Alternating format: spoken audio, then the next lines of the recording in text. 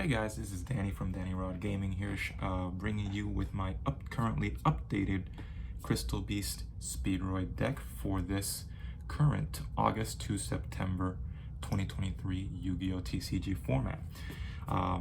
This is my favorite deck. It's a personal deck that I created. I've stated in previous videos for this deck that I really don't see any other deck lists of this kind, so I just want to bring my own deck list to you, and we're going to go ahead and start off with our Crystal Beast. So with our Crystal Beast, we're going to go ahead and start off with 3 copies of Crystal Beast Sapphire Pegasus, pretty much the most important of all the Crystal Beasts by itself.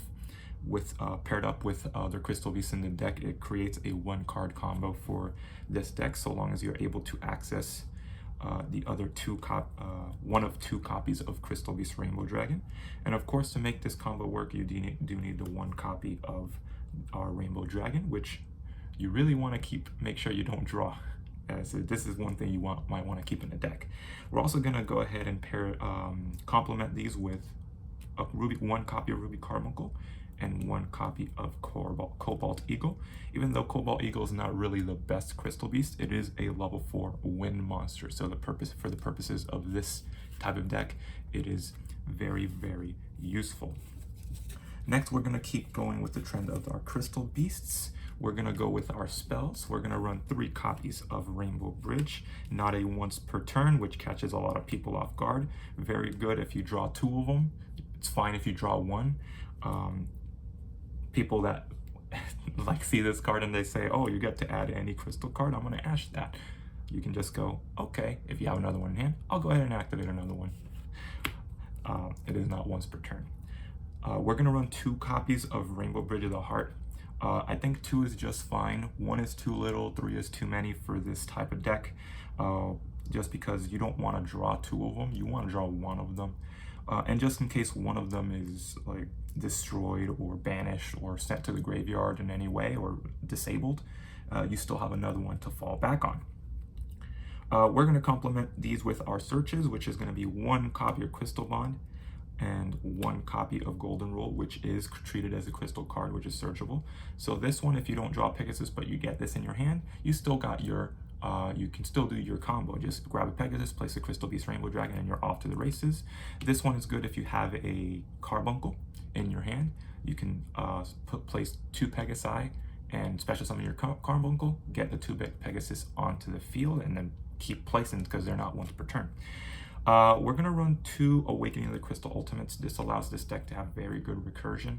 Also searches your Rainbow Bridge of the Heart if needed. And we are not running Conclave. Instead, we're running 2 copies of Crystal Miracle. Instead of the Conclave, we just replace that extra Conclave with Awakening the Crystal Ultimates, simply due to the fact that if we do happen to draw a Rainbow Dragon, we don't want it to be a brick. This allows it to have a little bit more consistency because you can just use this to special summon a Crystal Beast from deck. Or if you have a Crystal Beast you can fall back on, just search Bridge of the Heart and you can just normal summon twice if you have to. Plus, this allows the deck to do a lot better in the grind game than Crystal Conclave does. Plus, you don't have to worry about the downsides of having your cards be banished with a Rise Heart or anything like that on the field, or D-Shifter, which is Crystal Conclave's main weakness, because you must be able to send it to grave. That is our Crystal Beast portion of the deck. Now we're going to go on to our Speedroid portion of the deck, starting with the 1 copy of Speedroid Terratop, which is this pretty much on par with Pegasus as the best start of the deck, depending on if you have Rainbow Dragon in your hand or not. This becomes the automatic best starter because it is a free special summon and a free search on summon. We're going to pair this up with a double yo-yo because we are going to be running High Speed Rubber Band Shooter in our extra deck. We want to have the 2 best targets for it, a yo-yo and a Terratop. So no matter what happens, we still get our Terratop. We're going to pair this with 2 Takatomborg, not 3. 2 is just fine. We have a 42 card deck. We don't want to make it 43. We don't really end up needing that many Takatomborgs because it's not a traditional, we don't really use a lot of Speedroids in comparison to the traditional Speedroid deck. In fact, we're only going to run 1 copy of Piper, which makes this deck infinitely better. This makes this deck work. If you can swarm the field with a bunch of wind monsters and get up to 5 of them, you can activate its effect. It's pretty much prosperity, and go for 5, and then add any one of those cards to your hand.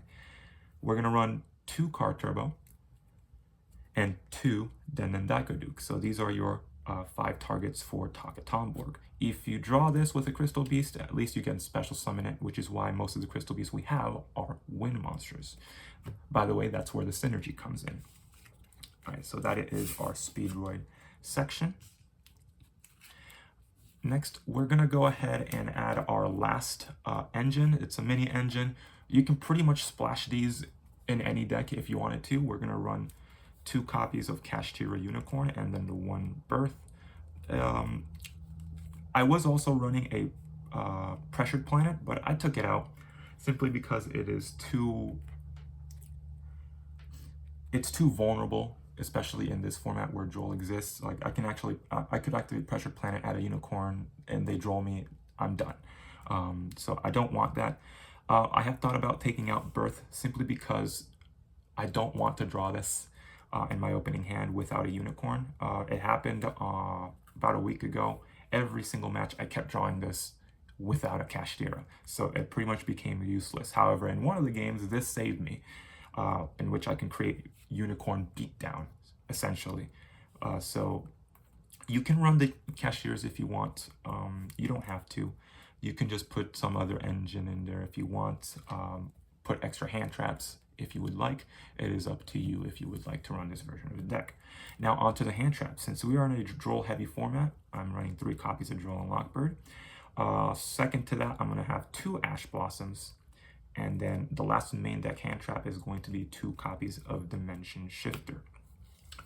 These 2 are very good at stopping turns, and Ash Blossom is just there simply because it's just generically a good hand trap. Pretty much hits everything in the format. Plus it's a tuner, so I could fall back to it in synchro summoning if I have to. Finally, our last 2 cards of the deck, we're going to run 2 Super Polymerization. A very good disruptive tool, especially against decks that have similar attributes. And then 2 Triple Tactics Talents, which is one of the best cards, one of the funniest cards especially, to use against Exceed summoning decks. People look at this deck, especially if you only reveal the Speedroid side of the deck, and they debarrier you, especially on turn 1, and they call synchros, and you can just go, okay, I'll just go into my Exceeds and I'll have a Super Poly if I have to. It's very funny. All right, now on to our extra deck. Let's see what this deck is capable of running in our extra deck.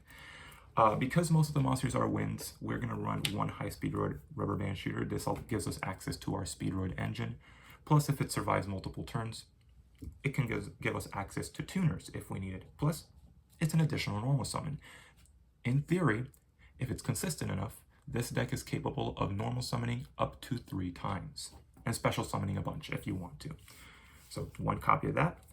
We're going to run 1 copy of Wind the Wind Charmer. This is mostly a toolbox card. It can be used in very many different scenarios. For example,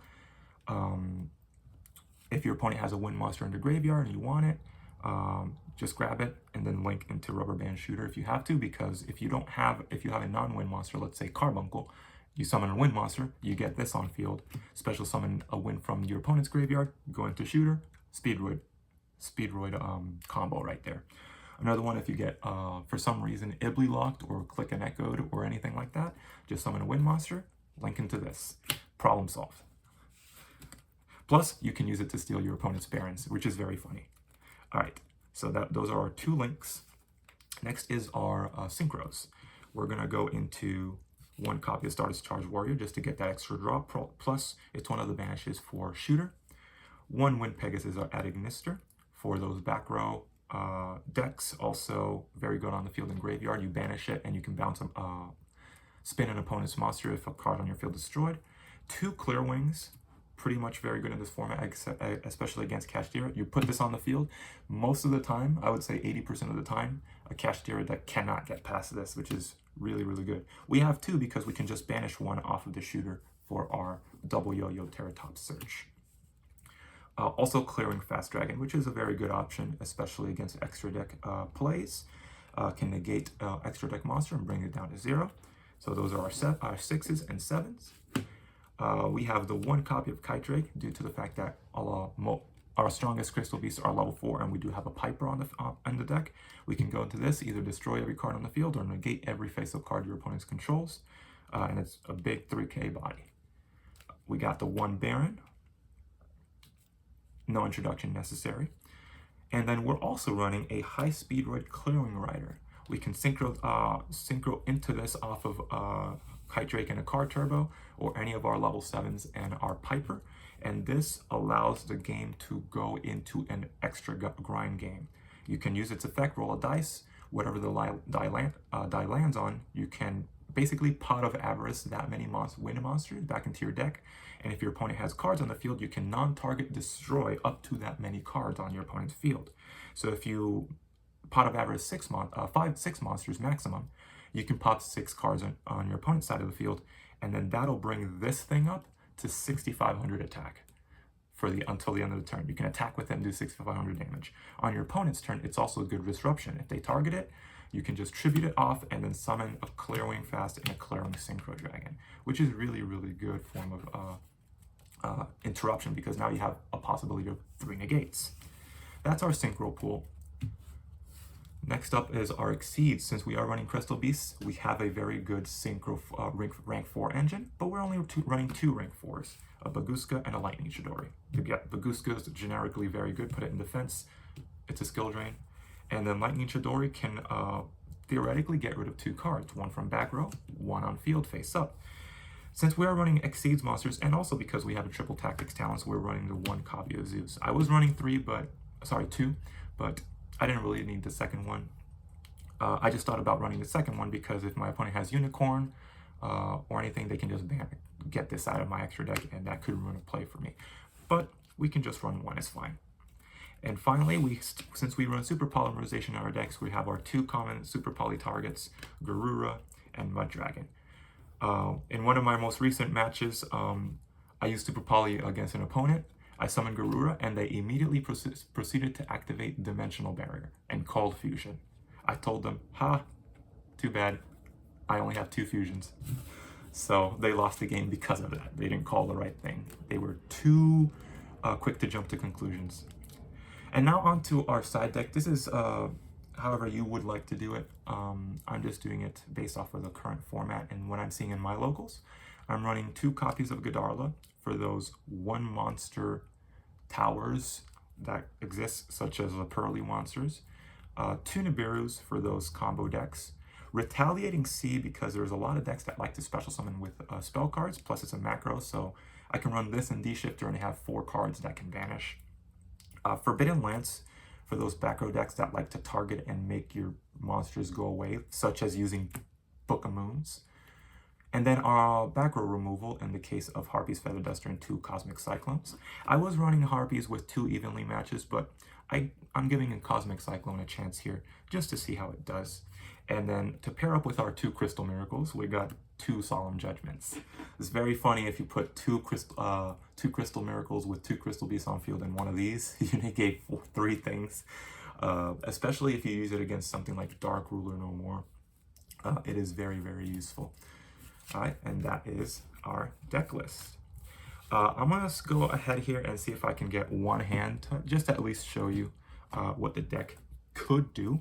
Hopefully it doesn't brick, because as you might see, this deck is capable of potentially bricking, especially if you just draw your traps and your Rainbow Dragon with nothing else. But overall, if you get the right hand, it is hyper consistent. So let's see what we get here.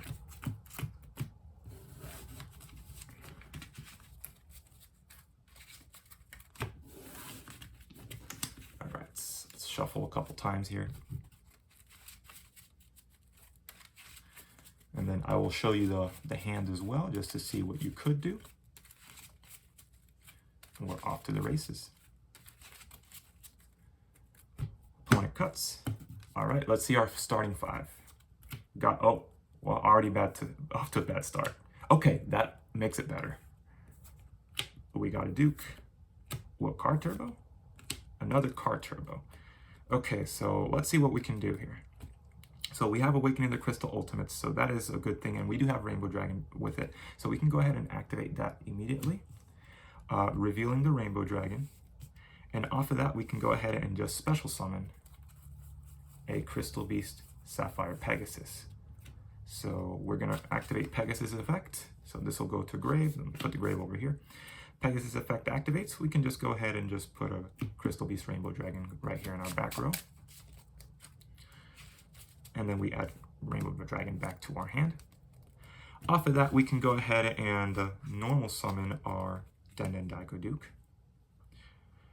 And then we can special our card turbo. Now here you have two options. You can just go ahead, synchro into a Wind Pegasus at Ignister, and then go in straight into a Baron. And you would just end on a Baron. Or you can go ahead and link these guys off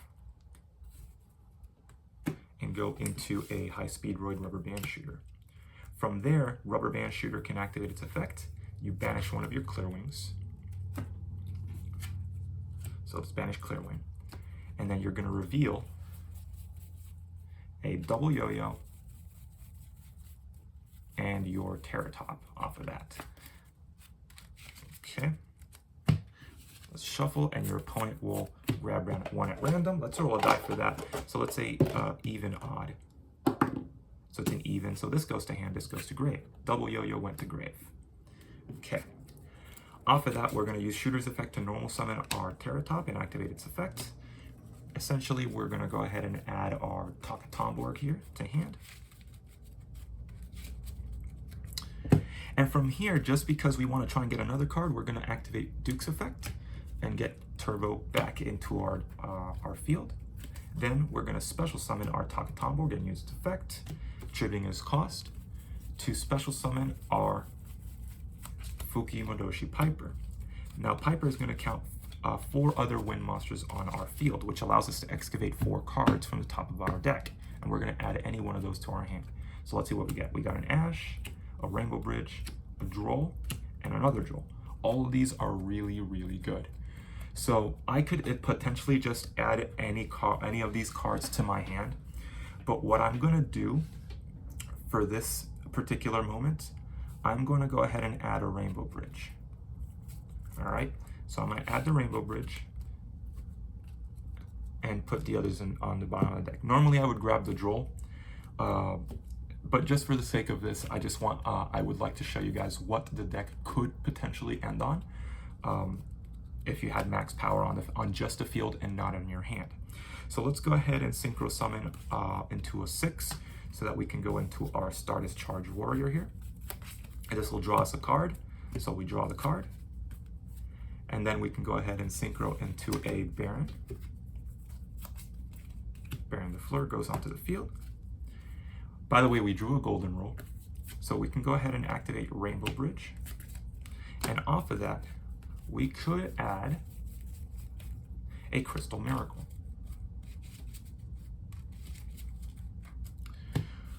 So right here, we end on a Crystal Miracle. We can set that.